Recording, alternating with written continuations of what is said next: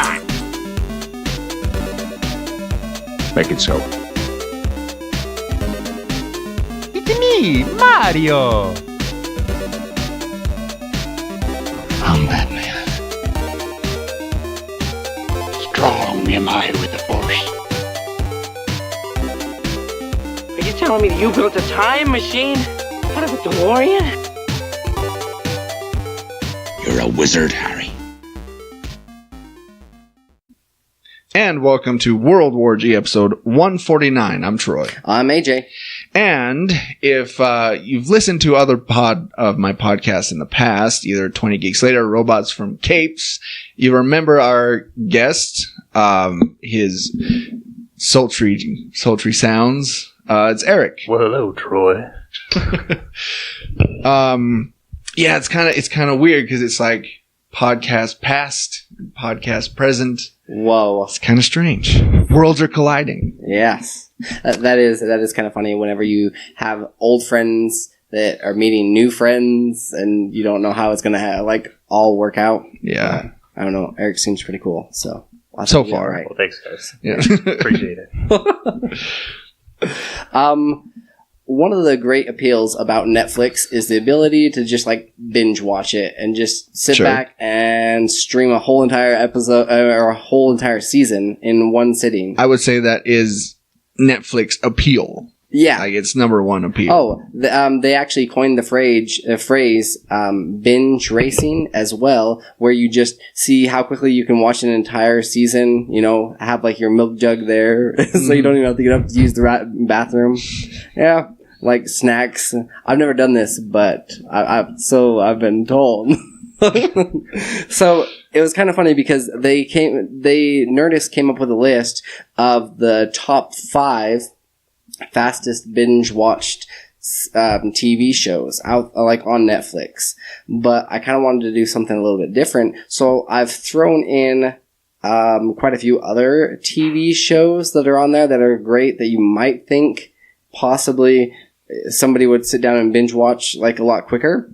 So I wanted to see if as soon as you hear one that you think is one of those 5, and I'll put it in order at the end, but I'm going to run through this list, and as soon as you hear one, I don't know, say something. I'll shout out stop or Okay. that one or something. Yeah, okay. You can tell me if I'm right or not. All right, Eric, feel free. Everybody else at home, feel free to play along. Well. Play along Exactly. at home. I feel like I have a pretty good idea Really? of what, yeah. Okay. I know at least 2. So, is that because you're looking at my notes? No. Sure. Okay, number 1, The Office. Number 2, Ozark. 3, Daredevil. Stop. That one. Nope. Really? Yeah, I know. I was surprised too. I'm surprised. All right. Okay. Stranger Things. Yes. For sure. Nope. What? I know, right? As far as I'm sure the anticipation for season 2, it's going to be watched. But season 1, it was kind of lesser known, and it wasn't. I don't know. I'm surprised. It wasn't All there. right. Okay. Arrested Development. Archer. It's Always Sunny in Philadelphia. That one. Nope. Dang it. The Ranch. Fuller House. I want to say no to that one, but I feel like it might be one of them. Fuller House? Yeah. Yeah. Oh. Yeah. Oh, It's number 2, actually. that's disappointing. Yeah. I'm ashamed of you all. House of Cards. Yes. Nope. Dang it. The 7 Deadly Sins. Marvel's The Defenders. That one was one. Just saying. The Flash. Narcos. Yes.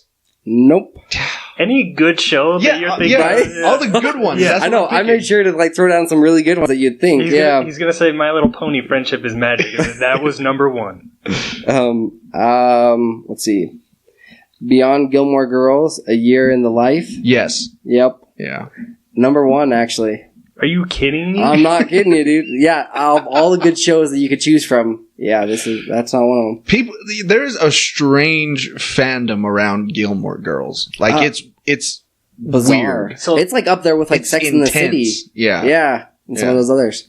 I would just like to point out that these are the fastest binge shows, right? So, like, Right. if 5 people watch the entire season in, like, 12 hours, then that would be faster than, like, 1,000 people watching Daredevil over 2 days, right?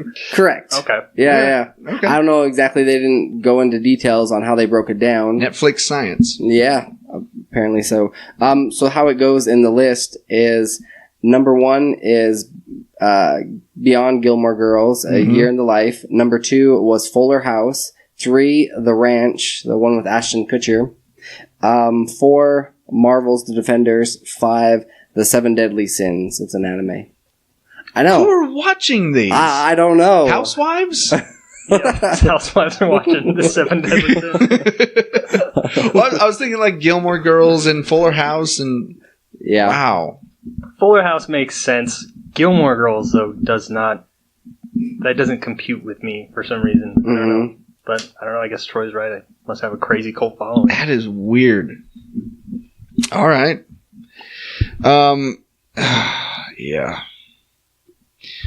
That Were there any of those shows? I mean, not those shows, but any of the other ones that you've binge watched? Any shows that you've actually watched like a whole entire season or one day?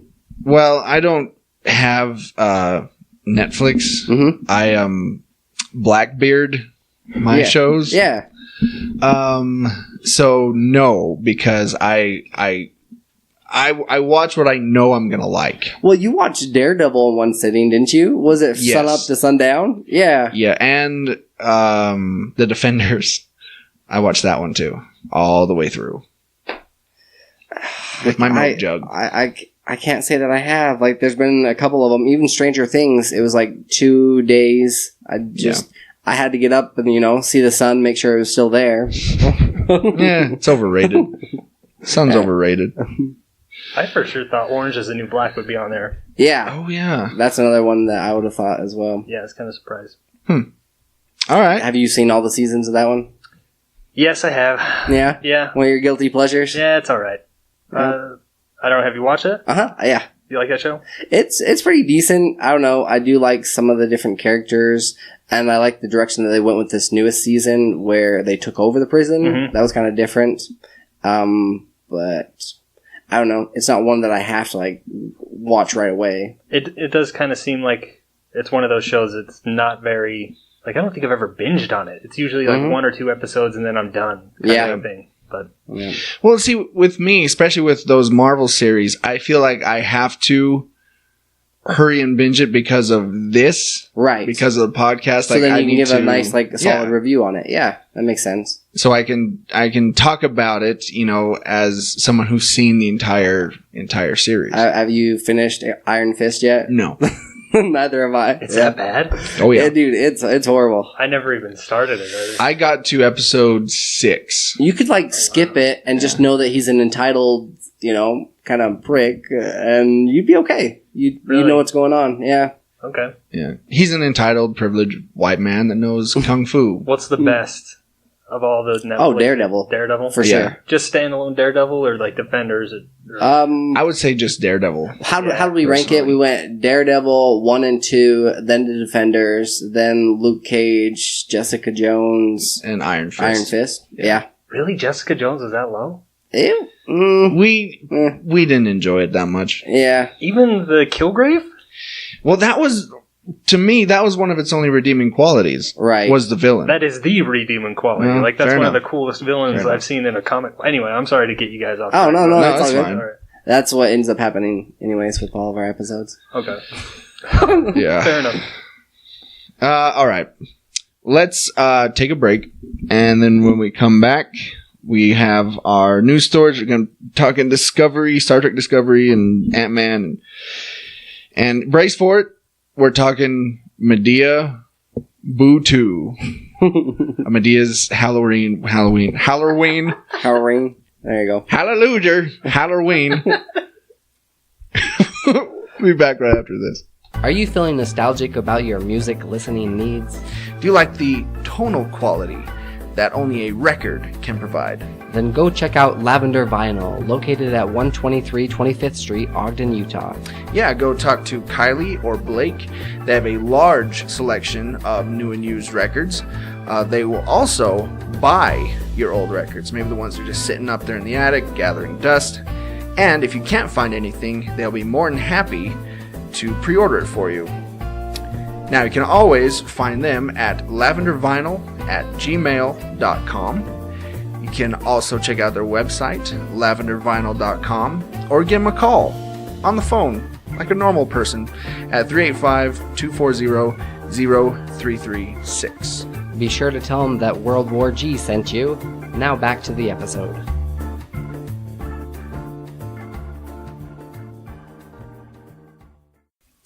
And we're back. Did All you right. miss us? I'm sure they did. Of course they did. So Star Trek Discovery. Am I the only one here that's watching that? It's up to date? Yeah. Yeah. Okay. Yeah. So this story will just be for me then. Star Trek Discovery will return for a second season. CBS has confirmed. The renewal news follows hot on the heels of the show's 6th episode, which landed on the CBS All Access streaming service yesterday. 9 episodes remain of the show's first run, and fans will be glad to know that the series' future is secured. Star Trek Discovery Season 2 is officially happening.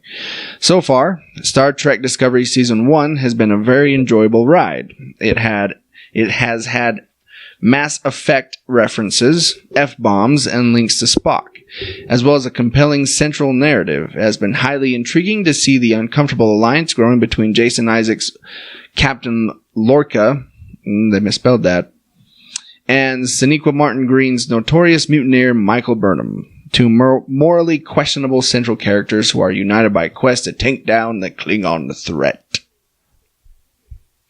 So I'm excited that's been renewed for season 2. Is the Klingon threat like they're the main villain in the first season, or is that kind of like a... Well, in the Star Trek lore, this is setting up they've kicked off the big Klingon War. It's one of the big wars that happened in the Federation before the Klingons became allies. And, it's always been talked about in Star Trek. It's like... alluded to it, but never really... it's always been alluded to, and so now they're showing it. Huh. So it's kind of like episode 1 of Star Trek. Yeah, except good. Yeah. Yeah. Do they actually have the money and the budget to pull off a decent looking battle? Oh, yeah. Okay. Oh, yeah. They got those Star Trek deep pockets. Mm-hmm. They got CBS money. Oh, sorry. I don't know why this video keeps popping up occasionally. Do you want All to right. throw like a star? Nope, it's Fox Mulder. I was going to say, did you want to throw up a... Nah, we'll just let it ride. All right. So, we know that the Wasp and Ant-Man is going to be the sequel to Ant-Man. Surprise, surprise. And Michelle Pfeiffer is in this one. She plays Hank Pym's wife, Janet Van Dyne. Well, apparently, she's having a, quote, really hard time reading old comics for research. Michelle Pfeiffer recently spoke about preparing for her role in Ant-Man and the Wasp, saying she's having, quote, a really hard time reading old comics for research. She said, I just started reading them, and I'm having a really hard time. Man, she is a poet when it comes to words. Just saying, a wordsmith, if But you will. how does she feel about it? I think she's having a really hard time. Pfeiffer told Variety, there's so much information on a page, and it's not linear. When I'm skim reading them, well, there's your first problem. It's difficult to know that this part comes after that and who is talking in what bubble. Oh my heck. Wow. This is a form of literature for like 10-year-olds. Yeah, right? Well, and it's like maybe 15, 20 pages max, a comic book. Yeah. Right? How And many- she's having a hard time, like, sitting down. Like, oh, I just don't know. What is this? How does she read a script?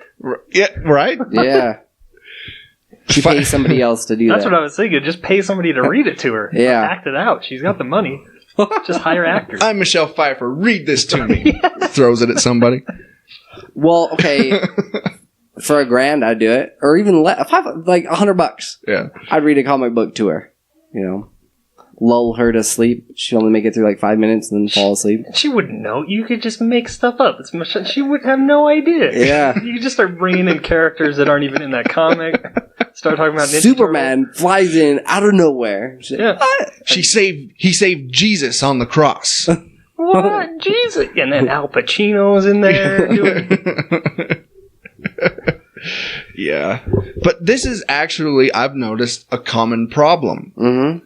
Like, Colton had that problem when he first started reading comic books. If you remember, he told us that... Not knowing which bubble and where to go. kind of where to go. Because it's not linear. Sometimes a full page takes up one little thought. And there's no words on it at all. And then bring it back to 20 Geeks Later, if you remember, Greg had that issue too. But you got to remember, these are modern comics where people are doing weird stuff like that. Yeah. Like the old Golden Age comics that she's probably reading. Or That's true. How hard could they be? They're pretty boxy. Yeah. But I don't know. I mean, to give her the benefit of the doubt, I don't know what comics she reads. I mean, they could be hard as hell, man. It could be like Manga kind of stuff going on man, here. no way. Well, and if they're old, like 60s Marvel comics, like the word balloons are huge. Because Stan Lee loved writing like 2 or 3 paragraphs in one word balloon. Well, I know when you first said this is a problem, I thought you were referring to a lot of these older or a lot of these actors and actresses that aren't familiar with the original content or where the material comes from, the source material. Yeah. Right? Which kind of bugs me because I want somebody that's passionate, that really cares about it, that actually loves these characters, grew up with these characters to be working on these projects. Yeah. You know, not just writing and then they're like, oh yeah, I've never read like Game of Thrones or I've never read this. And you're like, wait, what? You're playing one of the main intricate characters. Yeah. It kind of bugs. See, and then my thing is, well, maybe they'll become fans afterwards. Mm-hmm. Because I know a lot of people that worked on the original X-Men movies, they didn't know the comic books until they started reading them, and then a few of them became fans and continued reading afterwards. But so that's kind of your hope that should become an Ant-Man fan. Well, apparently she barely knows how to read. Troy just wants her to learn how to read. She's looking Michelle, at it. She's like, please. line. Do I say splat or do I say kapow?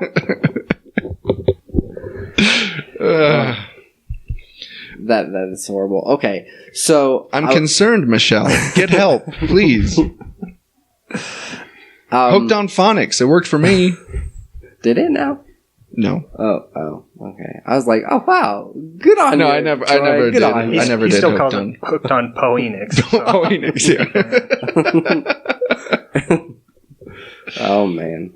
I saw this meme that I had to bring up because I thought it was hilarious, but it brings up a really good point. Yep. It says, Wolfenstein, 1981, kill Nazis, people, okay. 84, kill Nazis, okay. 92, 2001, 2003, 2008, 2009, kill Nazis, okay. And then 2014, kill Nazis, okay. You get to 2017, it's like, kill Nazis, and then people are like, whoa, wait a second, that's a little controversial. How political? Wow, okay, not buying. Yeah. And it makes you wonder, like, not just with this. I know that, the Holocaust and all these things are pretty sensitive subjects, but... I'm glad you recognize that. Yeah, right? Yeah. You don't know me, Troy. But why can't we have video games about these, or why is it not until now that it's becoming an issue? Well, I know you see it on Facebook all the time. Somebody shares an opinion and people go after them. Mm-hmm. And I have a friend on Facebook. I won't name names. Yeah. But she is a very left-wing feminist. And there was a sign in a store that she took a picture of that said, something to the effect of, things are on sales because I need the money because wife won't stop shopping, something like that. And she went off on that picture and said, "This isn't funny. This is ridiculous. This is insulting." And it's like, not everything needs to be something, you know? Yeah. You don't have to have a cause for something. Sometimes It's just kind of funny. a joke because- is just a joke. right. Yeah, you know? Babies with cancer can be funny if you tell the joke right. You know? Just be careful where you tell it. Just Right. know your audience. No, you know your audience. Yeah. Exactly. But Are there any subjects that we couldn't see turned into video games? yeah, The ones Well- that you'd stray away. 9/11, I guess. I say that, but there's a Columbine simulator video game. Really? Yeah, there's games, pretty much anything you can think of. If you can come up with an idea like that to generate publicity, people will buy it, and people buy that game. But I kind of wonder what the sales or the numbers were for that. probably not very good. I would assume. I mean, 420. Ha-ha! Ba-doom boom. but my thing with the Nazis is who are they looking for sympathy from? Like, are they? It's the Nazis that are upset, right? I would imagine Germany would be like the ones. It doesn't like specify. It just says the people. You know, like People are in general. in upset general. that- Correct. Well, it was just kind of a meme, right? Just kind of Poking fun. poking at, fun at the whole PC thing we have going on right now. I thought legitimate Nazis were getting upset, like, hey, you can't kill us in video games anymore. It was like, what, Inglorious Bastards? I mean, there's Yeah. yearly some kind of This thing is about pretty. killing Well, Nazis. this is pretty much a topic that it's like a safe bet. You know, Americans killing Nazis, like that's gonna sell. You know, Inglorious Bastards, like you Right. said. You know, all these different things. Yeah, It's and- going to sell. And it shouldn't be a problem. Like, And- who's going to have a problem with killing Nazis? yeah, I mean, that- it's not. yeah. They are generally hated by everybody. Well, were until last November. But despite that,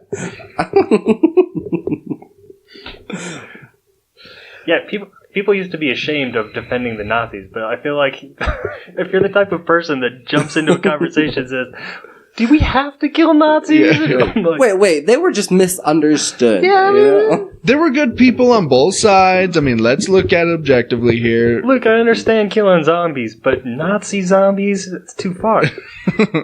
Yeah. Nazis are people too. Okay, so we brought up 9/11, the Holocaust. Columbine. Which other? Columbine? You probably couldn't do something with. Yeah. Not a mainstream game, no. No.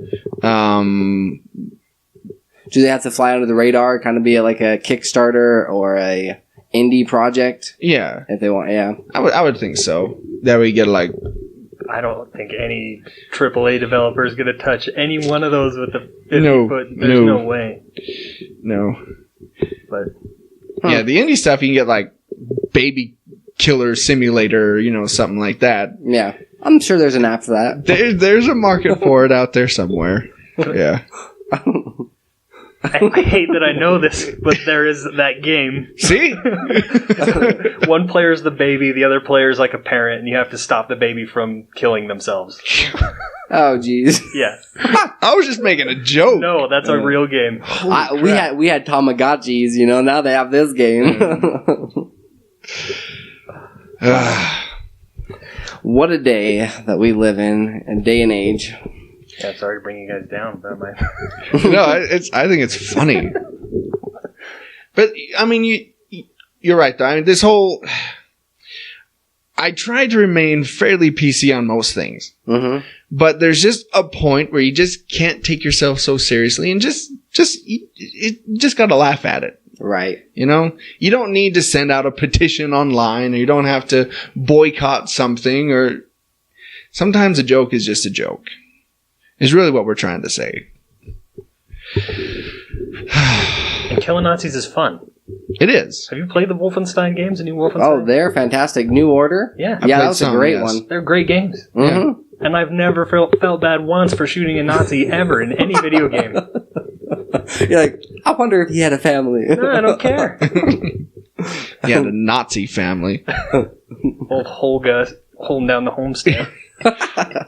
with little Adolf. Yeah. Speaking of Nazis, Tyler Perry. Just kidding. Excellent segue. I don't know if he's a Nazi. Probably not. I want to say no. I mean, Tyler Perry's Boo 2, A Madea Halloween, has won a quiet box office weekend as the end of October approaches. I've heard there's also buzz, like Oscars. I'm sure. The actor Sweep the Oscars again. The actor-director has now starred as the popular Madea character in 9 films. And while the low-budget productions have rarely drawn good reviews, they have consistently made money. Boo 2! Arrived at a typically slow time for the box office, as its chief competition was Dean Delvin's Geostorm, which could turn out to be a massive flop. It appears that Lionsgate timed the release of the sequel to Boo! A Madea's Halloween perfectly, as it will walk away from its opening weekend as the decisive victor. Other films of varying quality find themselves way behind the economical Perry, as Boo 2! Can say it almost made back its budget in just 3 days. Jeez. You know how long the first one took to film, by the way? I just learned this. Yeah. 6 days. Seriously? Boo or just the first Tyler Perry? The Boo Madea Halloween. Oh, wow. 6 days it took to film. Wow. You're like, let's knock it out in a week, Pretty much, yeah. They rested on the 7th day. Hallalujer. Thank the Lord. Is it Blue? Is it Boo exclamation mark 2? No, it's Boo 2 exclamation mark. Okay. I don't know why that makes more sense. So it's like, Boo 2! Boo 2! Boo 2! It all depends on where you put the exclamation point. There's no segue really from Tyler Perry to Robert Englund. Horror fans should not expect to see Robert Englund back in Freddy Krueger's costume, as the Nightmare on Elm Street actor says he is, quote, too old to reprise his role as the iconic slasher. Back in 2003, the slasher crossover film Freddy vs. Jason finally materialized after being in limbo for years. And while it did not do well with critics and fans, it became a box office success. Set after the events of Freddy's Dead, The Final Nightmare, and Jason Goes to Hell, The Final Friday, the film follows Freddy Krueger, who has grown incapable of haunting people's dreams, so he resurrects Jason to cause panic and fear through him. Freddy vs. Jason marks Englund's final portrayal of Krueger, who was later played by Jackie Earle Haley in the 2010 Nightmare on Elm Street remake. While many fans would like to see Englund put on the bladed glove and striped sweater one more time, it seems very unlikely, as he is now too old to play the horror movie villain again. In an interview with EW, sorry, hang on. I was gonna say that actually made perfect sense. It sounded really good. Freddy versus Jason sounded really good on paper. I'm like, that makes perfect sense. He's not able to haunt, enlist some help to do this. It sounded like a decent plot, man. It was a horrible, horrible movie. I didn't much care for it at all. I know there's so much buzz and hype around it. I didn't mind it too much. I had a good time with it. Yeah. But it kind of depends on who you see it with as well. True. Yeah, like if you see it with a group of friends, it might be different than if you see it by yourself. Well, and it didn't help that a whole bunch of people had told me, they're like, oh, this is the greatest movie this is ever. You gotta go see it. You gotta go see it. So they were building up all this hype, and then I go see it, and I'm just like, yeah, that's a little much. Yeah. Yeah, in an interview with EW, Englund shared he is satisfied with the ending that was given to his character in Freddy vs. Jason, which also serves as a finale for his character in general, and wouldn't reprise his role. The final battle between these two slashers takes place at Camp Crystal Lake, where Jason seems to have been the winner after emerging from the lake, holding his machete in one hand and Freddy's severed head in another. Only to have Freddy winking to the audience before cutting to the credits.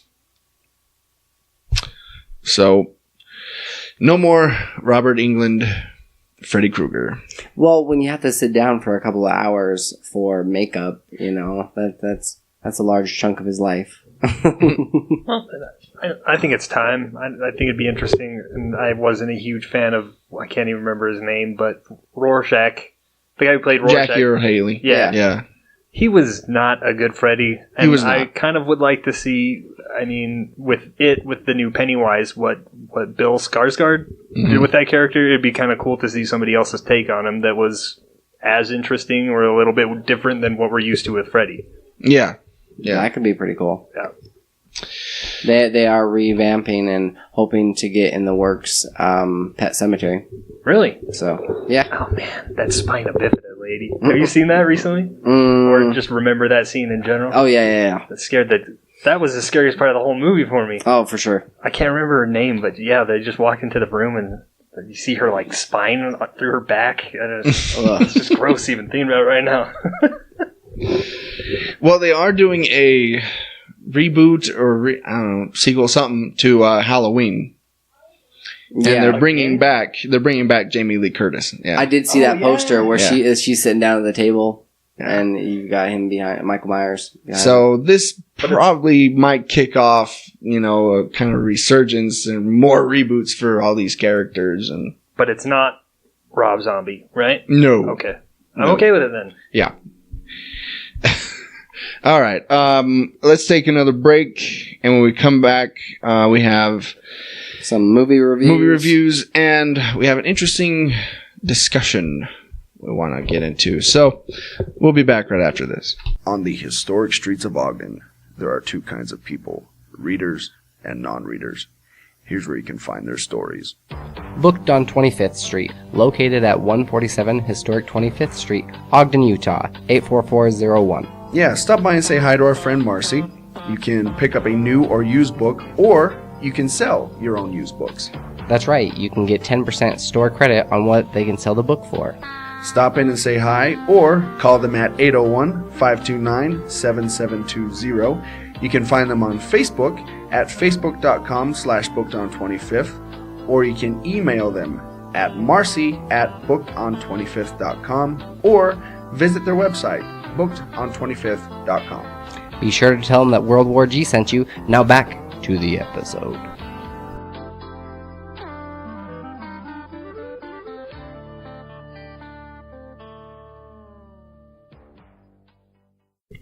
And we're back.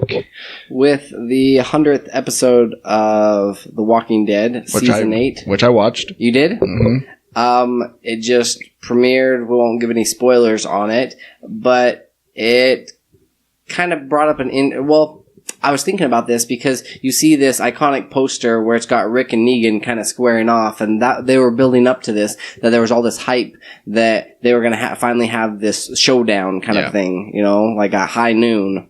And it was weird that Michonne killed him. Right? Killed Negan. That was an odd choice. Just kidding. Just kidding.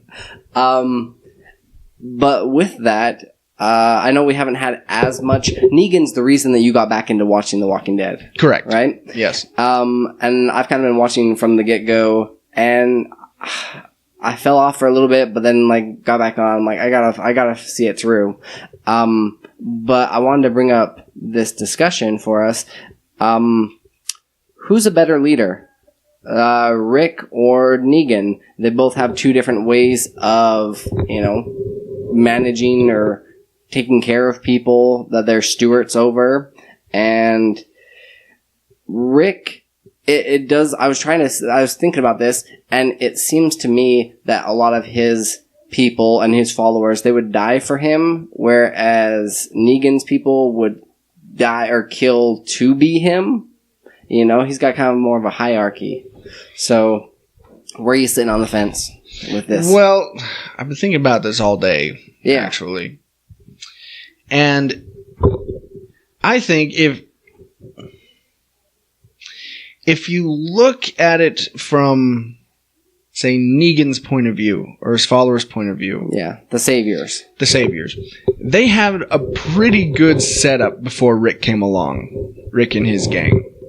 They were over. They'd go around, collect food from people for protecting them. Yeah. Being their savior. Yeah. And they had a pretty good racket going. Yeah. Honestly. And I mean, they had all the amenities. I mean, they had, movies and food and Oh yeah, anything you could want. They had. It's no wonder Eugene wanted to join up with them. Yeah. Right? Yeah. I mean, there's no scavenging for stuff. I mean, it's all there for him. Right, but then you still do have like all these people that are forced to kind of work to create these cool, good things. These potato chips or these other pickles. Pickles, yeah. Right, for them. So he's kind of got more of there's a few at the top, and it would be good to be one of them. But everybody else, I don't know what the quality. I mean, they're inside this like factory type of deal. So it's pretty much like a company is how he's running it, more or less. Yeah. But and then on the other hand, you have Rick, who's constantly, the good guy and trying to do what's right, but or what he thinks is right. But at least he has like all these other people's opinions and input on it. There's a lot more Indians than or chiefs. Mm-hmm. But at the same time, with him, they've had to constantly struggle and constantly move from place to place. And, oh yeah. And, they've suffered all kinds of losses and stuff like that. So as far as that goes, it almost seems like Negan is the better leader, honestly.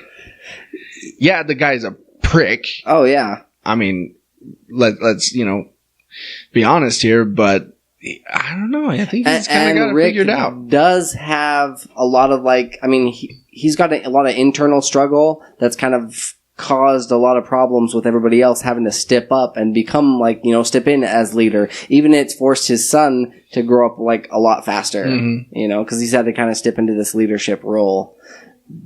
But I don't know. I do like that he's also helped to groom even Maggie to where she can lead a place like the Hilltop and she can do these other things. So I don't know. I like that he surrounds himself with a lot of people that were willing to do anything and everything for him, and will help him out.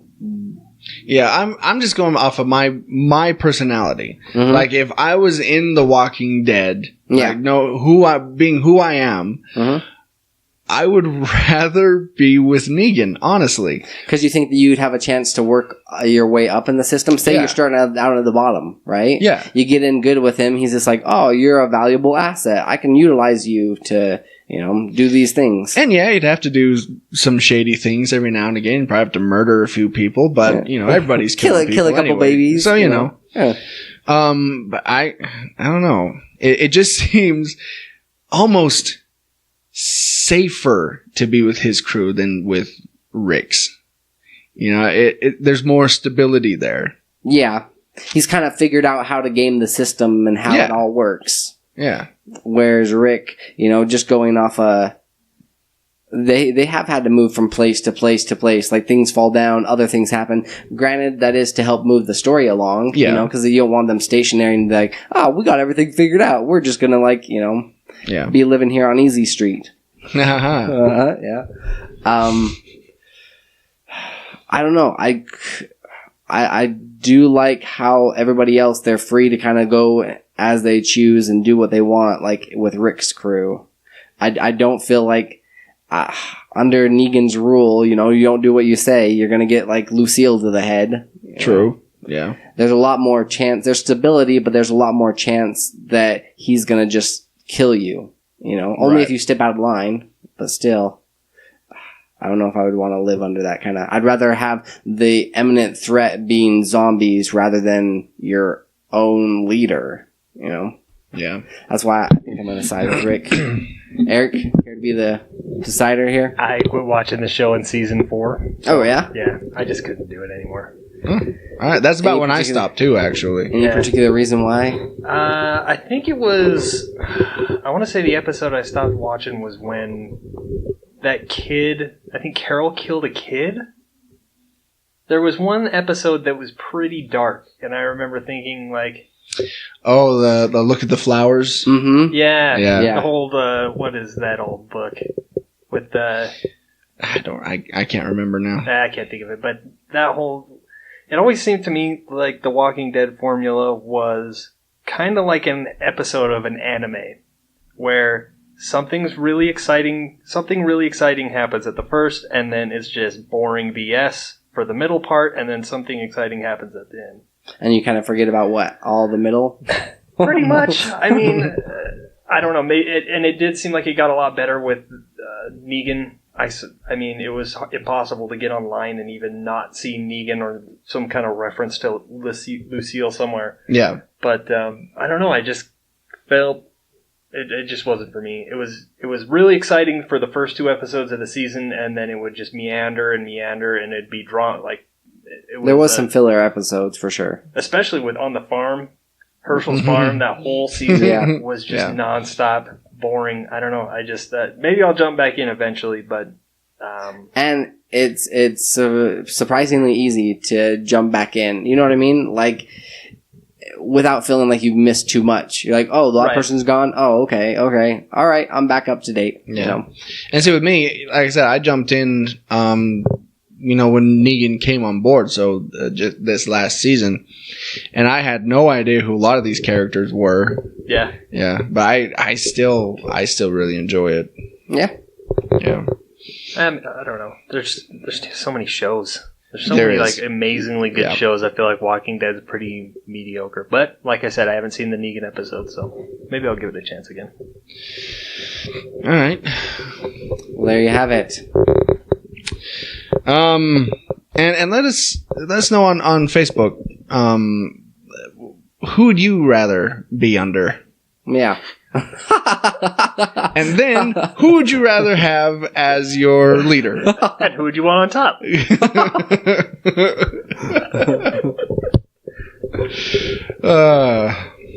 And this would be actually a good place to plug our World War G2 page. Yes.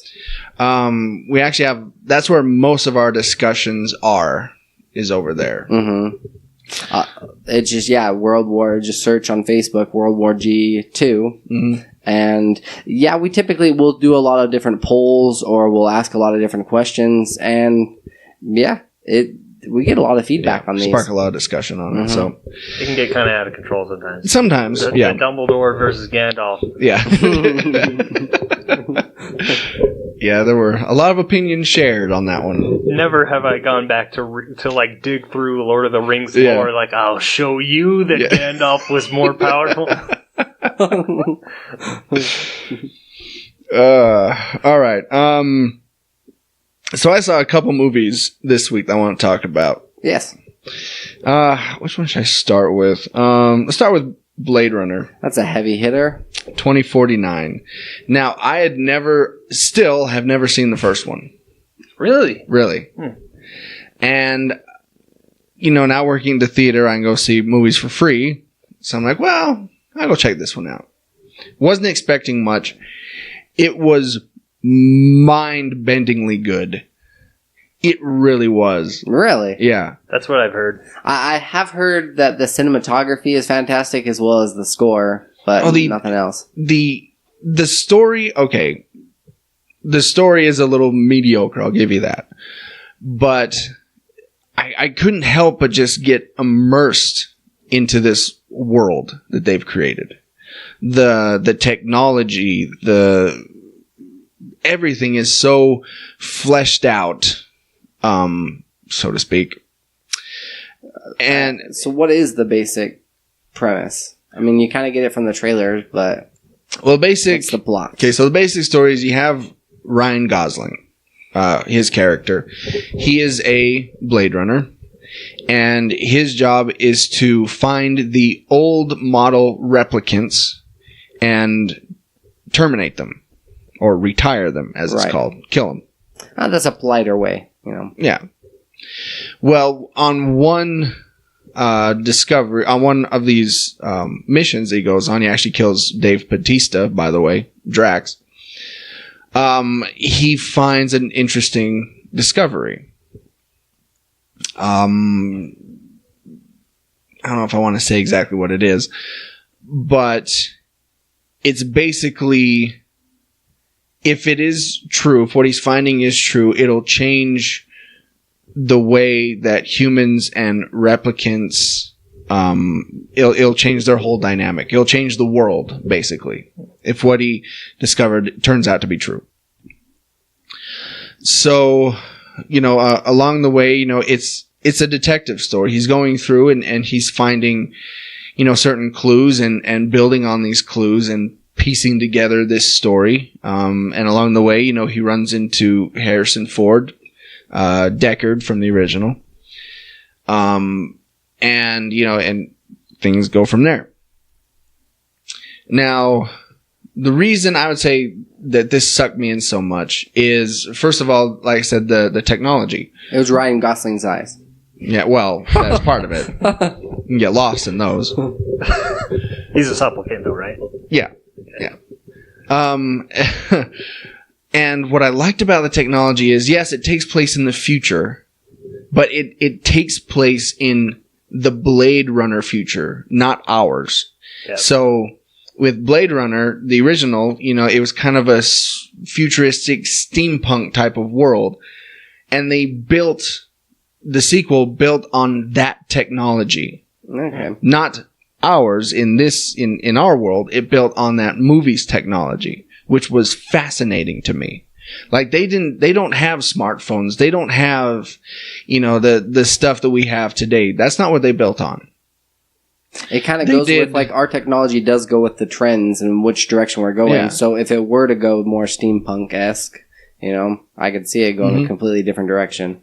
So is it, from what you're saying and kind of the vibe that I'm getting is that it like Mad Max, like Fury Road? Like, you can see, like, the trend, like, the buildup of technology, though, right? Yeah, like, if yes. you watch the second Mad Max and it's all just, like, diesel power, and then you move to, like, Fury Road and they're worshipping diesel and, like, Ford, steering wheels and stuff like that. Okay. Yeah, and that was so fascinating to me is, it was just a logical progression and upgrading technology. And I loved the future that they depicted. It wasn't, bright and shiny. It wasn't like what a lot of shows and movies depict as the future. It was dirty and it was polluted and it was, a cesspool basically where people were obsessed with,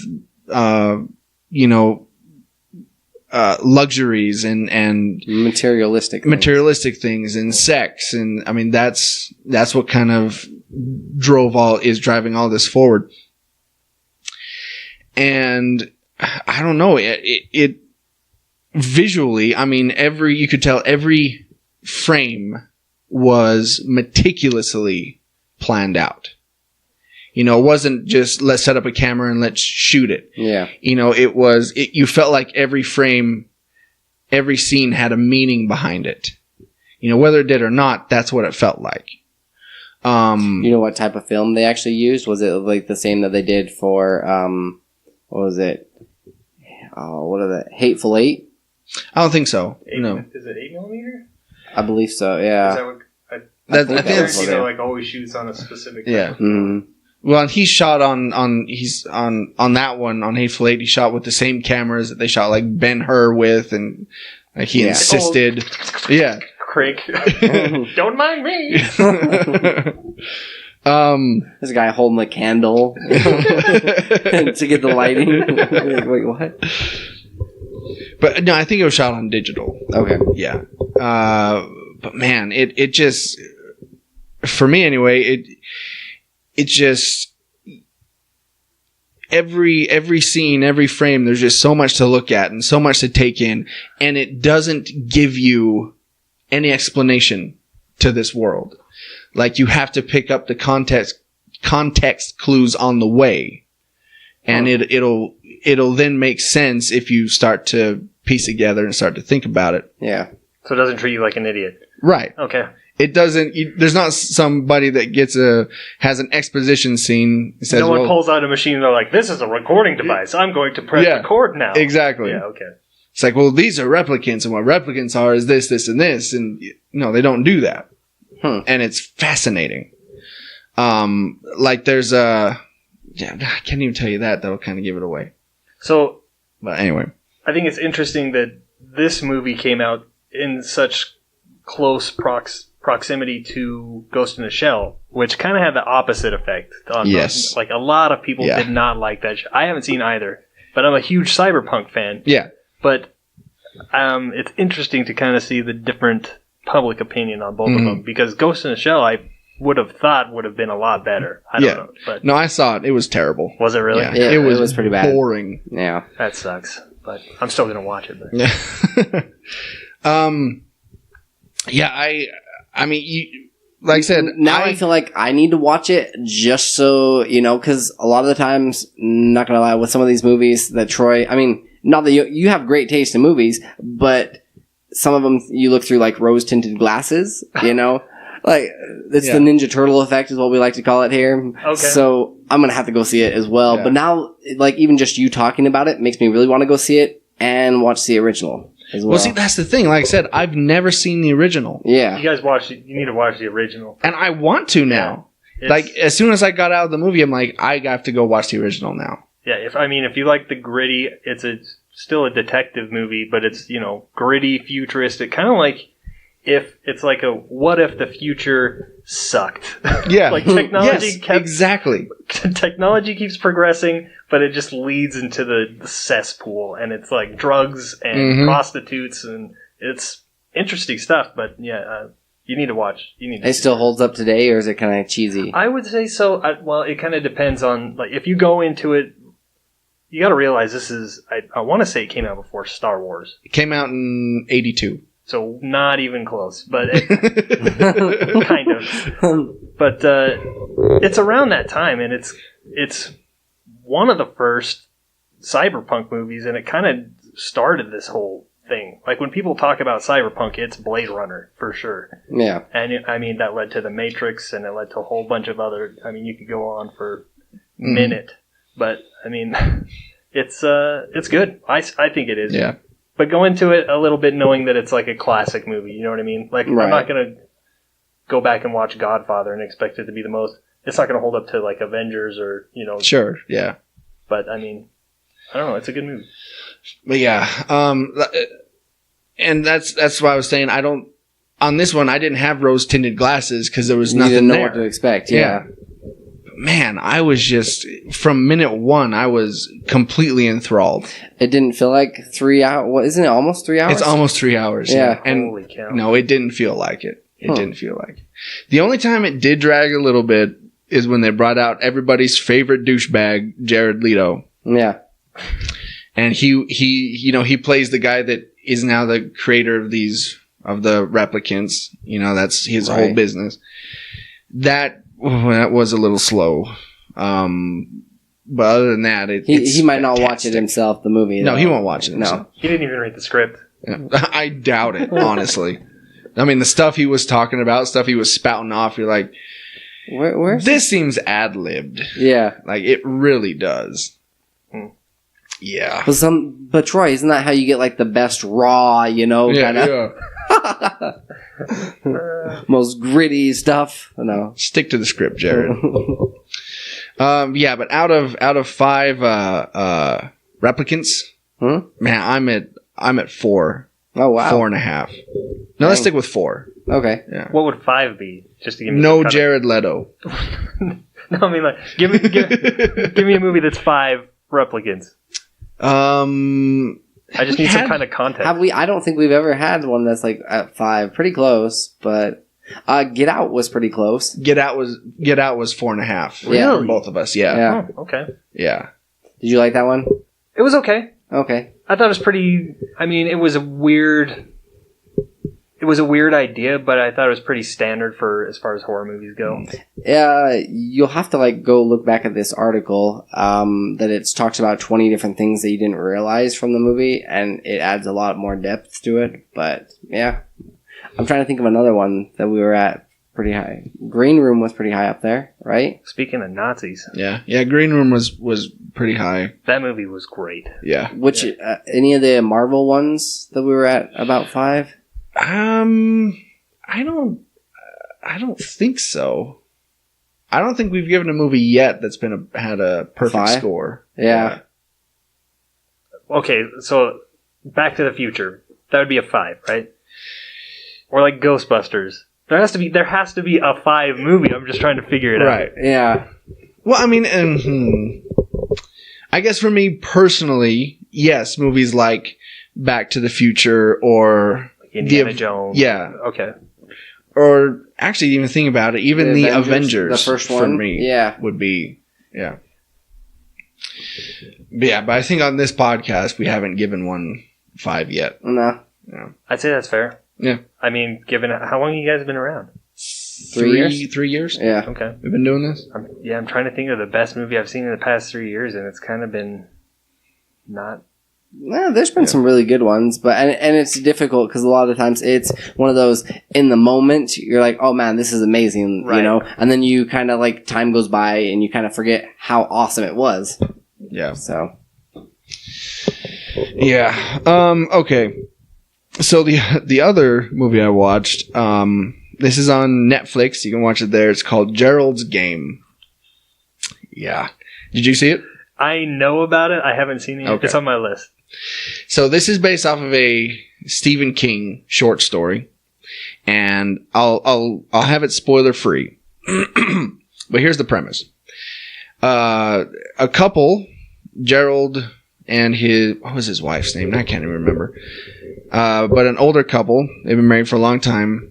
They're going up to this cabin or this house they have up in the forest.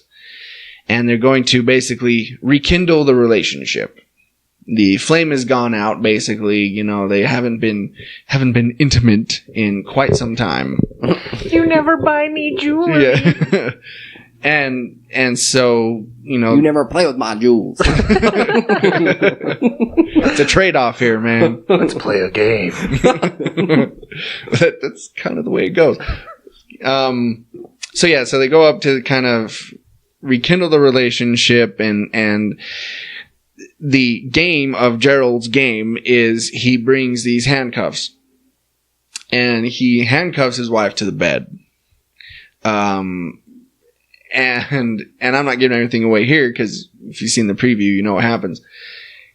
During this moment, he has a heart attack and dies. No, geez. And she's still handcuffed to the bed.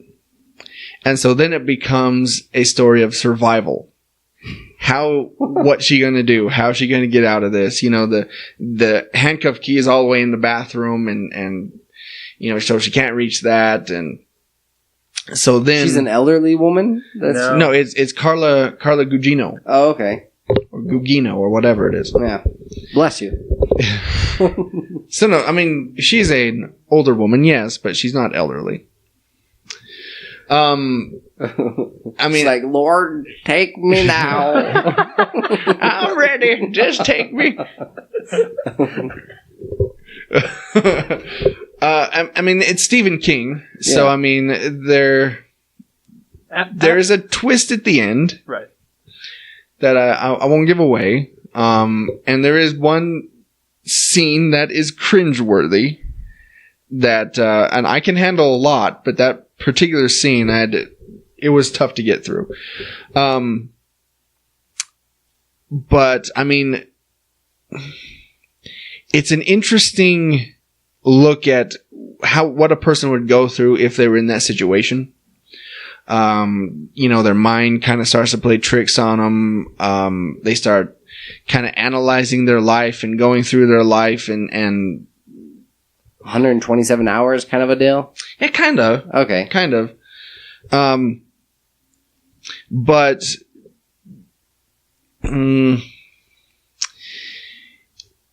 out of 5 handcuffs, Yeah. I'm probably sitting at like 2. Okay. Because while it is an interesting story, it does get kind of boring at times. No. Yeah. Because it's just her handcuffed to the bed Yeah. pretty much 90% of the time. Yeah. It's like the boring part of Misery. Pretty much. Yeah. Like the interesting part of Misery was Kathy Bates Yeah. coming home and being psychotic. That's not in this movie. It's just her on a bed. Yeah.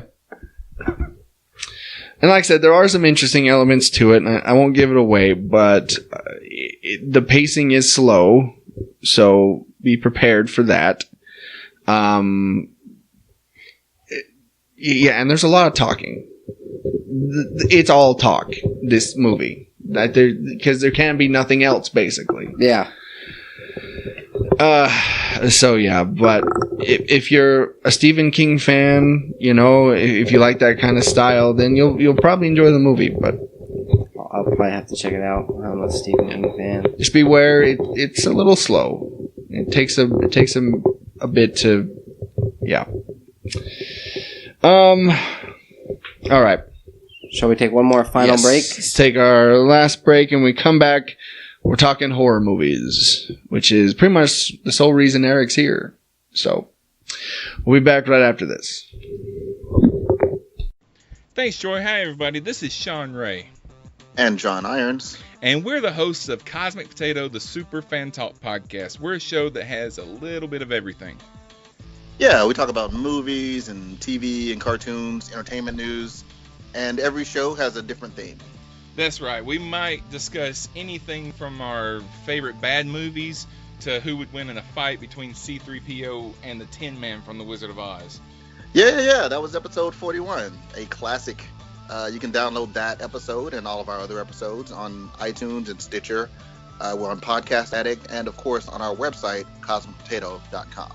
It's special guests and movie news and geeky nerddom and nerdy geekery and lightsabers and Time Lords and Ninja Turtles all the way down. So check out Cosmic Potato, the Super Fan Talk podcast. And we're back. Okay. Seeing that it's the Halloween season, we thought we'd talk about horror movies. Hard H. Horror movies. Horror. And kind of everything about horror movies. And just really quick, I put it on our World War G2 page and just asked people to comment on some of their favorites and why and least favorites and stuff. So Lucas commented Jaws, simply because it made people afraid of the water. I remember my dad telling me about how when it came out, people wouldn't be at the beach. People were afraid of bathtubs. I think a good horror movie isn't jump scares and cheap thrills, but taking something normal and making it scary, like Psycho did for shower curtains. And then our buddy Sean Ray, he commented, I personally like ghost movies. I was into the whole torture porn thing in my 20s, but I grew out of it and now it makes me sick. I love the classic monster movies from Universal and old black and white B movies that I can laugh at.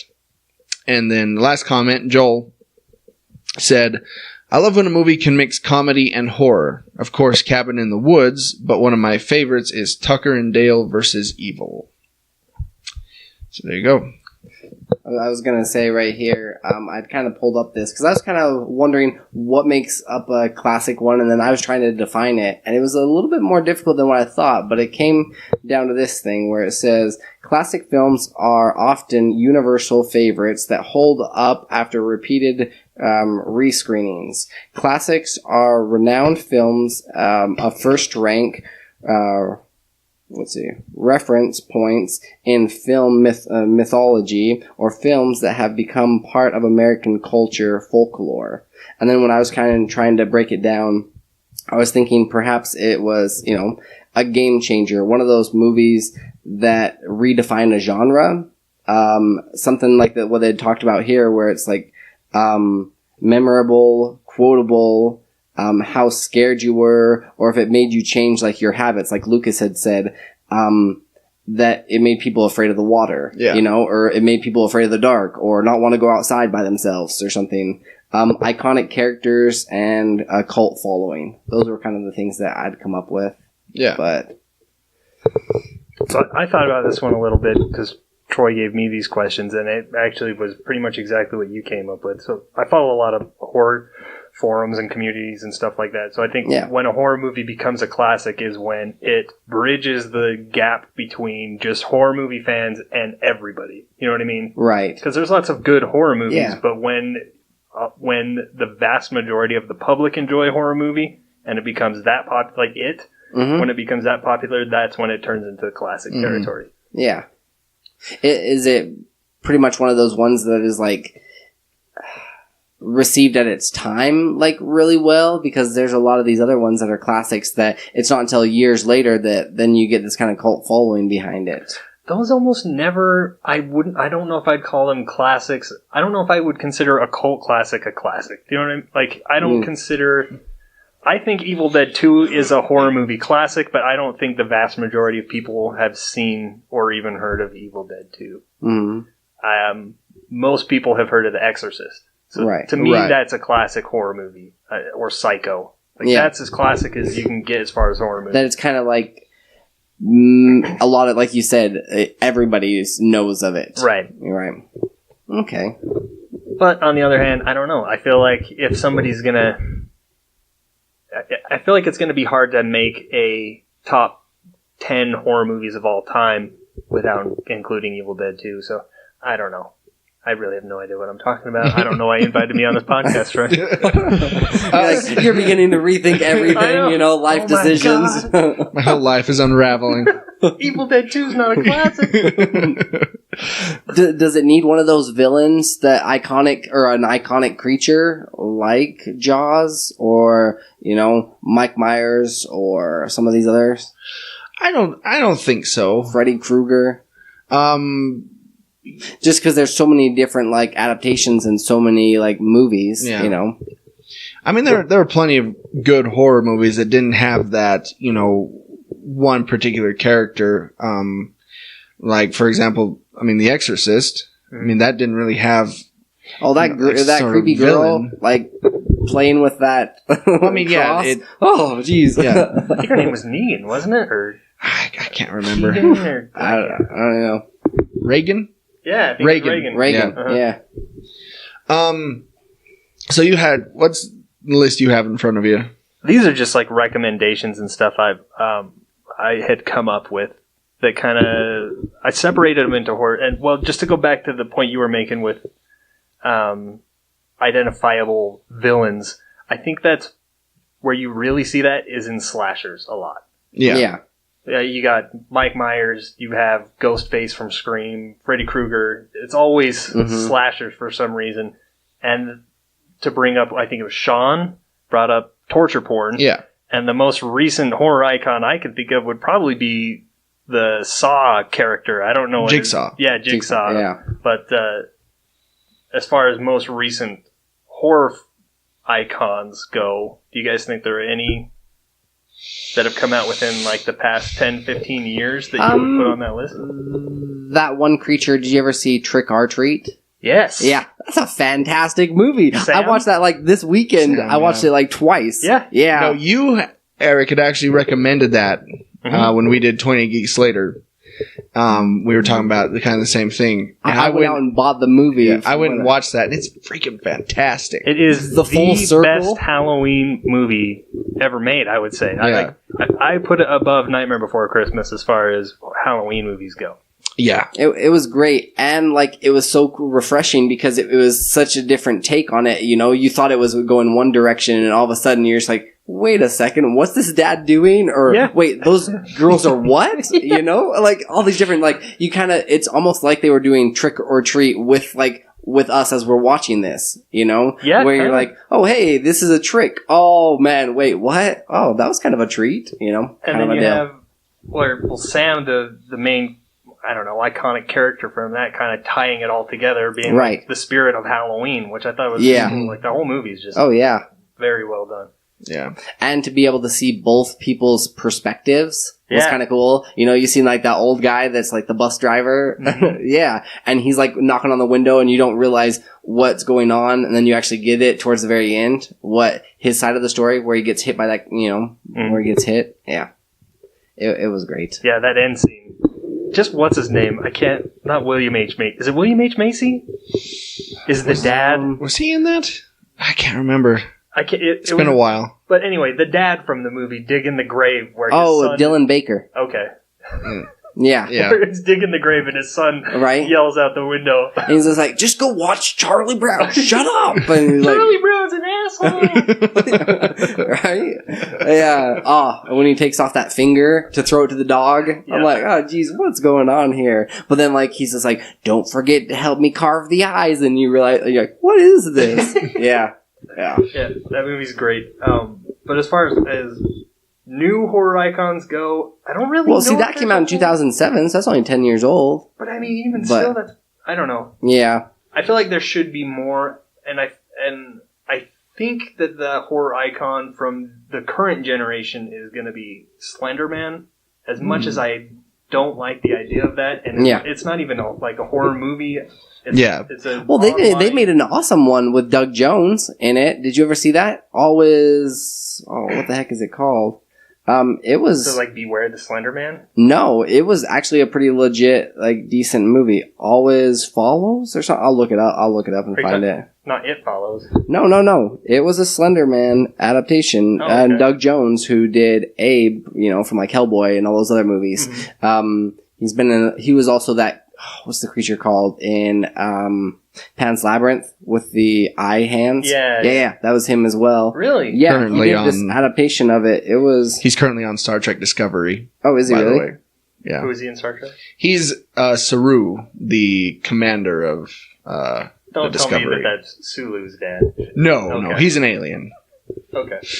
Sulu, it's called Saru. Always This Watching. isn't Lord of the Rings. Yeah. Frodo, son of Drogo. Yeah, it's called Always Watching. Okay. Yeah. I'm gonna have to write that down.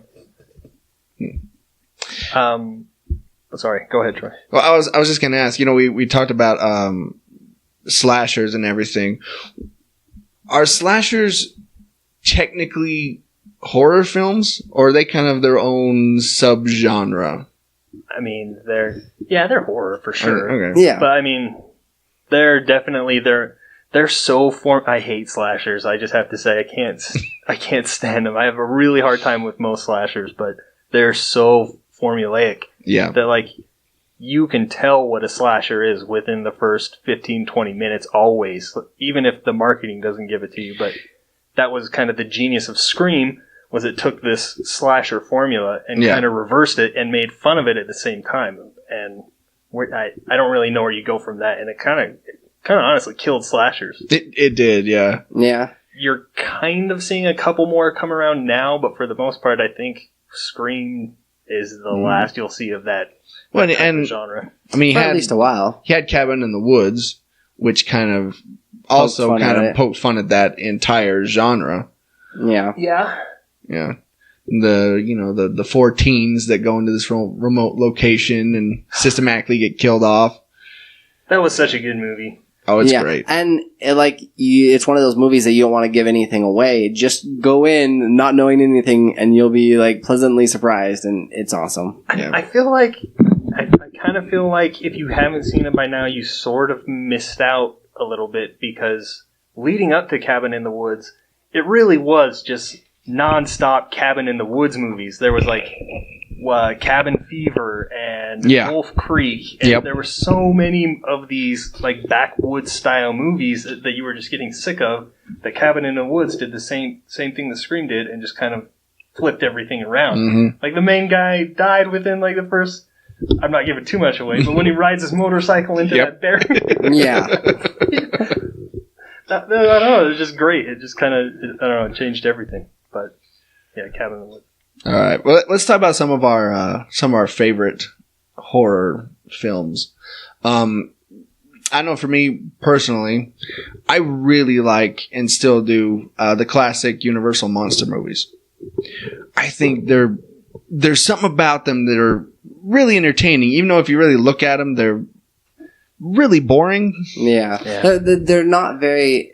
They don't have too much depth behind them. Yeah, the other characters, Van Helsing, some of these other ones that are players in this whole world have more depth. Yeah, but for the most part, they're pretty straightforward. Yeah, they're iconic to me. They're charming.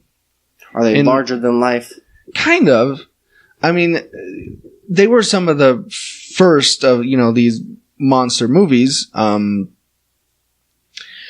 And I don't know. I watch them every year. Do you or have try a favorite vampire movie? Favorite vampire movie? Yeah.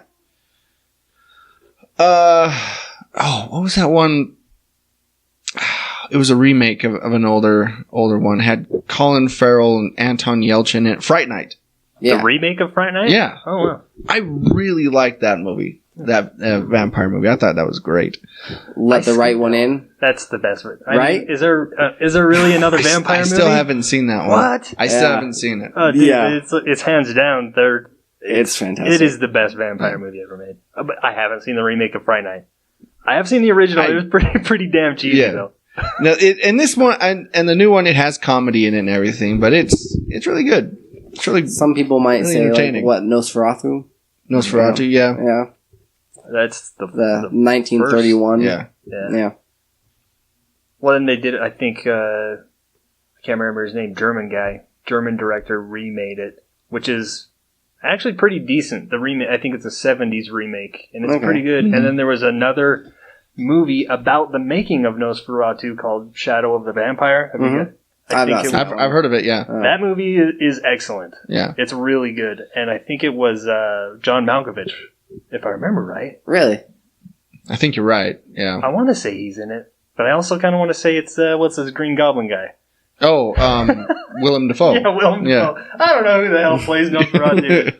Some weird looking guy, but yeah, it's really good. But they kind of intimate that the actor was actually a vampire. That's Yeah. the whole idea behind the movie. Is like, is he or isn't he Yeah. a vampire? Favorite werewolf? I'm just thinking these big heavy hitters like we were talking about. I really like actually the Lon Chaney werewolf. Okay. The 1930s one. Yeah. That's probably my favorite of those classic monster movies. Out of all of them, that probably had the most to do. Mhm. There wasn't a whole lot of downtime or really long stretches where nothing happens. It was really good. Lon Chaney was one of the better actors of his day. Yeah. So he really kind of was able to elevate that, but He's better than Bela Lugosi. I'm afraid so. Yes. I don't really even remember him saying a whole lot in that movie. Bela Lugosi. I never saw The Wolfman, but He didn't say much, no. Look into my eyes. Said that a lot. I even like the remake of The Wolfman with Anthony Hopkins. yeah. Yeah, Yeah. that wasn't bad. It got way more flack than Mhm. it should have. I But enjoyed they keep it. trying. They need to stop trying to remake these Universal monster movies.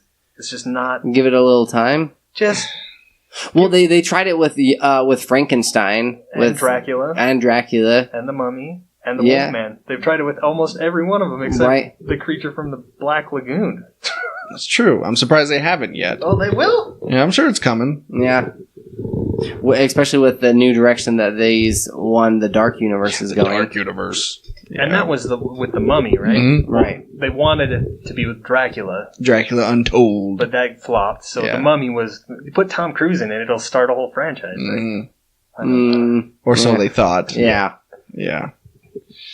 I don't know. And Some of my Yeah. favorites. I really did like Get Out. An underrated one that is on Netflix. The Girl with All the Gifts. It was a different take on a zombie movie. You've got these kids that are, you've got the initial zombie outbreak, and then you've got these kids that are half human, half zombies, and they're in this school, but then there's the pacing on this one is like fantastic. Because they take this girl that she's half zombie, half human. She's kind of got those zombie urges for flesh, but she kind of holds back on it. But I don't know, just the way that they did it, it was a really cool new take. I also really liked the zombie movie Maggie with Arnold Schwarzenegger. that one was really good. That one was fantastic. That one was, you've got a couple of months to live before you actually turn into a zombie. And so during that time, what kind of takes place before they take you off to, What do you do in Yeah. that time before Yeah. you completely turn full zombie? Mm-hmm. Yeah. I do like some more of these indie ones that come out with, but I did watch this other one. It's called The Boy. That's also another great movie. It came out in 2015. It's got Dwight from The Office, Rainn Wilson. Mm-hmm. Yeah, and man, if you, the less you know about this one, the better. But it's just fantastic because you've got this one little boy that he drives along. Rainn Wilson's character is driving along and hits into this ant deer, and then he's kind of stuck in this remote town with this boy and this father that kind of run this old Bates Motel-esque place, and then some weird gnarly stuff starts happening, but it's fantastic. Okay. So, yeah. I just Those would wanted be my picks. I wanted to jump in on your the girl with all the gifts. Mm-hmm. And the cool thing that you mentioned was the pacing was so weird because you don't even really find out that she's a zombie until a good 30, 40, way into the movie. Oh, yeah. And they give it away. At the first, I kind of was like, are they zombies or what's going on with these kids? I don't know, but I don't know. That's a great movie. As well as oh man, it was I was holding my breath when they're kind of walking through that town and there's all those different zombies that are just kind of stationary, kind of just moving in this half slumber kind of a deal. Yeah. And kind of before that, they to get these kids to react, they would spit on their arm and rub it. Mm-hmm. And then they would put it in front of these kids that are chained down to these chairs, and the kids would freak out and start chomping at the bit to get at their arm. Yeah. And it doesn't really say that they're zombies, but it's because he wipes off the stuff that's kind of they're using to cloak themselves. But yeah. It was, I don't know, a very cool movie. Do you have a list, Troy, or did you want me to? No, yeah, go ahead. So mine, I'm just gonna run through these. There's a lot here, and let's see. I'm gonna start with horror for the non-horror movie fan. So these are movies that if you have a loved one or a significant other, I've noticed this a lot, that isn't into horror movies, you can kind of bring these up, and they're good for, I'd say they're good for a date night or just Halloween time. Mm-hmm. Number one, I went with Lake Mungo. I don't know if either of you guys have seen this. Nope. It's a documentary style movie that has probably 5 or 6 twists in it. So once you think you've kind of figured it out, it totally changes gears. And it's, I don't know, just a great, weird kind of ghost coming of age story almost, sort of. I don't know, really cool. Session 9. If you haven't seen that one, I did see that one. Yeah, that one's where they get the little film or the little recorder, and they go into that. What is it? What kind of asylum type of deal? Asylum. Yeah, that one's really good. This one, I always bring this one up if anybody's bringing up daytime horror. I feel like this is probably one of the best daytime horror movies ever made. You don't really see them too often, but they do a great job of creating tension in broad daylight, which I thought was really cool. Next up is just the Stephen King trio, Misery, The Shining, and The Mist. I mean, if you haven't seen The Shining yet, I don't know what's wrong with you. The Mist is great, and also Misery, I feel like. Solid films. Yeah, those are classics. The next one is called Spring. That is a romantic horror. You don't see them very often, but it really is. It's this guy backpacking in Europe somewhere. I can't remember where he's at. Meets this girl. She kind of is. She might be a monster. She might not be a monster. And it's not your typical vampire werewolf type monster. She's more of a weird alien. I don't know. It's a good one to watch with a significant other, I think. Next up is The Changeling. That's an old 1970s film. If you're into ghosts, that's a good one. Okay, that one, I've never been more terrified of a wheelchair in my life. Right? It's coming down the stairwell, and the whole banister lights up on fire. Yeah. That's it gets, because they did another one called The Changeling, but with make Angelina Jolie. Don't watch that. Don't movie. watch that one. Watch this one. Yes. Yeah. It is a little slow, but it's one of the more. I'd say it's one of the more solid, ghost house haunting movies. Mm-hmm. Another one that's kind of in that vein is The Innkeepers. Same idea. It's these 2 hotel night attendants, front desk operators, whatever, that hunt for ghosts in their spare time, and they kind of stumble across one. Next, I had Girl with All the Gifts. After that, I have The Descent, which is just a good monster movie inside of a cave. The Thing, Probably the best horror movie ever made, in my opinion. Autopsy of Jane Doe is the newest one. That one came out recently, right? The Thing, or are you talking about The Autopsy? Yeah, Jane that one Doe. I think was maybe a Last year. year? Yeah, last year. Okay. That one is just an interest. It's weird to see a horror movie inside of a morgue. I've never seen that before. Yeah. But they bring in this corpse that turns out to be a witch, and just a bunch of weird stuff starts happening. Oh, speaking of which, I think we've all seen this one, The Witch. The Witch. Yes. Oh, I watched that again over the weekend. Did you like that movie? Yes. Dude, yeah. I've seen it 3 times. I'm Yeah. still on the fence about it. I don't Really? know. I don't know The- how I feel. The goat? Another movie with baby eating, by the way. Yeah. Yeah. It's not for the faint of heart. It is But not. but at the same time, when that goat starts talking, Black like, Phillip? yeah. I'm like, should I be watching this? Like, and then at the very end, with like it's a slow burning film, and you have to get used to the dialogue. But as soon as you get sucked into this movie. But you're just like, wait, what? Should I watch? I don't know. Yeah. Yeah, and I think my big hang up is the ending. When she floats into the air, I'm like, I just felt like that was a little too on the nose for me. Mm-hmm. Just like, okay, so she goes into the woods and there's these other naked old crones hanging out there, and then she just stands there and floats up into the air. Is like, that's all it. I don't. It just seemed a little Anticlimactic hokey. for you? No, just a little hokey. Just like, oh, come on. Like, Well, why they don't you did have her leave get it. on the They did leave broomstick? it on to if you were just looking for a solid witch movie. A lot of the story I think actually is the dynamic with the family, with wondering, starting to accuse each other, like all that other stuff that goes on. Yep. It's a solid. I mean, I don't know. I really appreciated like all the different like levels to it. The other cool part, I think at the end it says something like this was taken from actual dialogue or something written down in like journals and stuff, which I thought was cool. Yeah. I don't know. I know I'm gonna watch it again. It's one of those movies that like I'm just gonna keep watching over and over. Like It Follows. Right. I still don't know how I feel about It Follows, but I liked it. Yeah, I thought it was all right. I mean, it was one of those movies that had an agenda. Sexually transmitted diseases. Yeah. And it was the best part in that one is when she's in that small little room and that big old dude comes walking in the doorway. Oh, that was pretty gnarly. Okay, I'm just gonna try to get through these as fast as I can. Yep. Yeah. Foreign horror, The Wailing, Kill List, Train to Busan is an excellent zombie movie. If you guys haven't seen Train to Busan, have you seen the prequel to it as well? It's an anime. No. It is called I just barely picked it up. Something. Oh, man. I'll have to think The of the Taxi to Busan. No. The Uber to Busan. Uber to Busan. Yes. How long is this going to take? 1 hour and 30 minutes.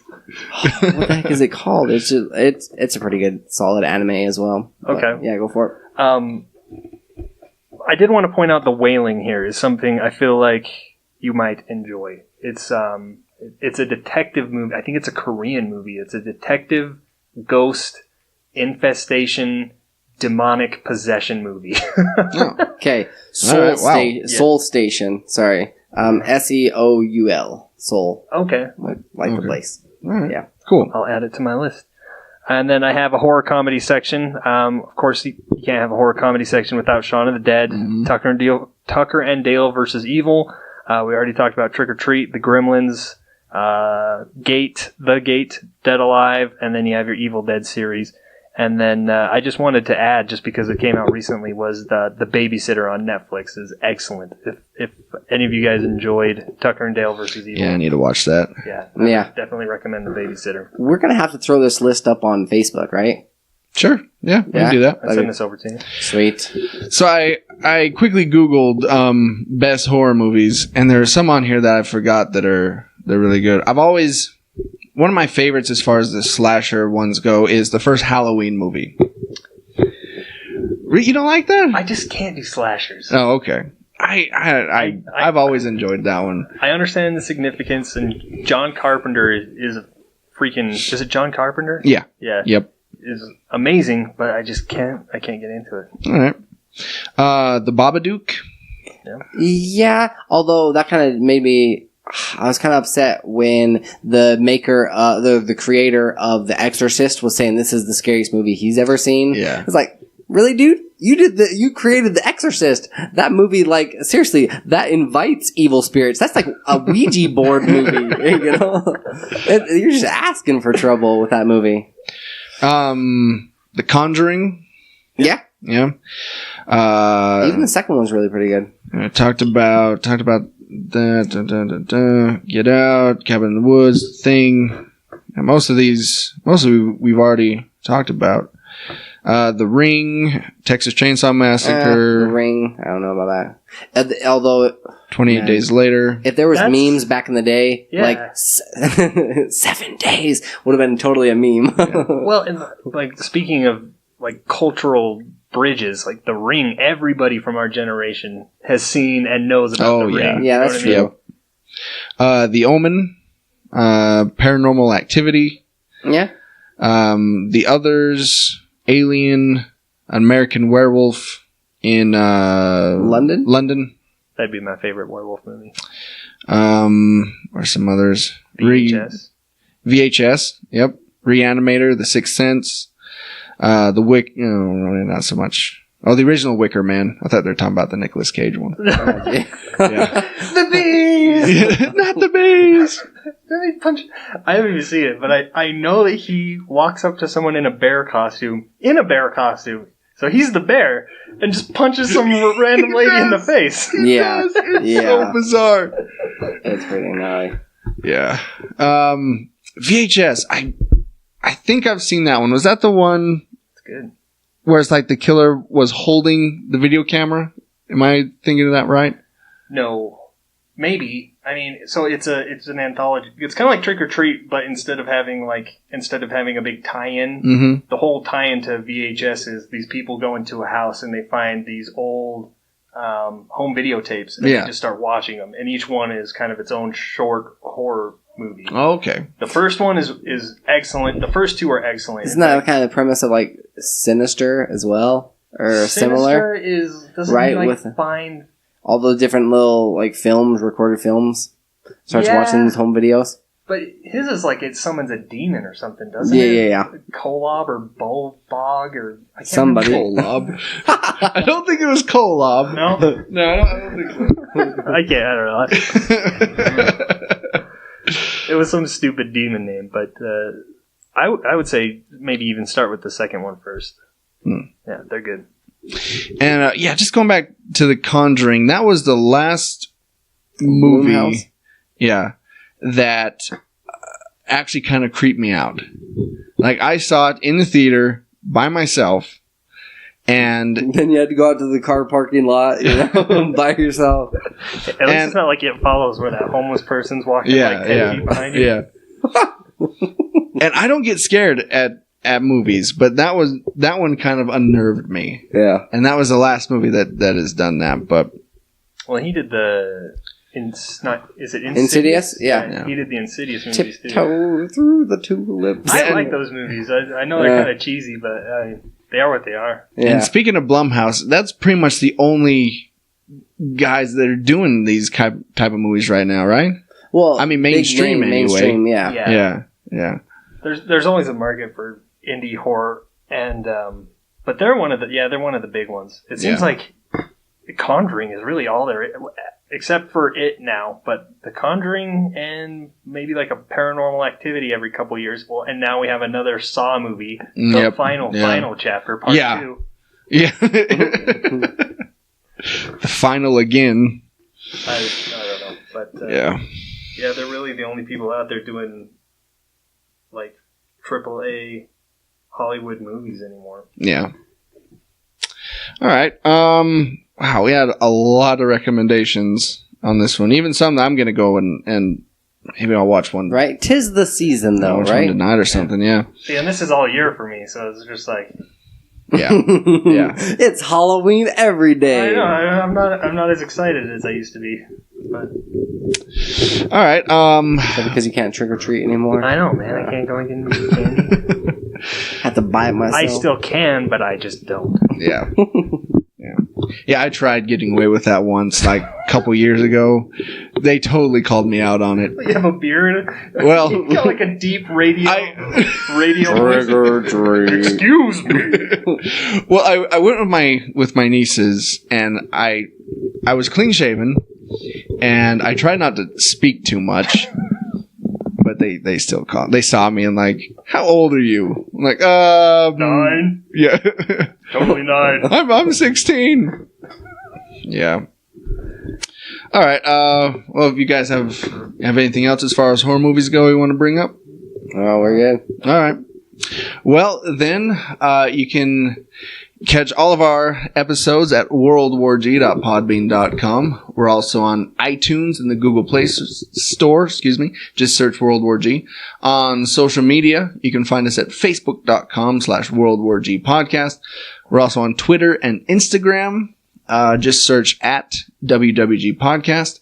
You can find all of our shirts and other merchandise at shop.spreadshirt.com/worldwarg. You can also email us anytime, day or night, at worldwgpodcast@gmail.com. So, this has been World War G episode 149. That has been AJ. That has been Troy. And that has been Eric over there. Thanks, guys. And stay scary, my friends.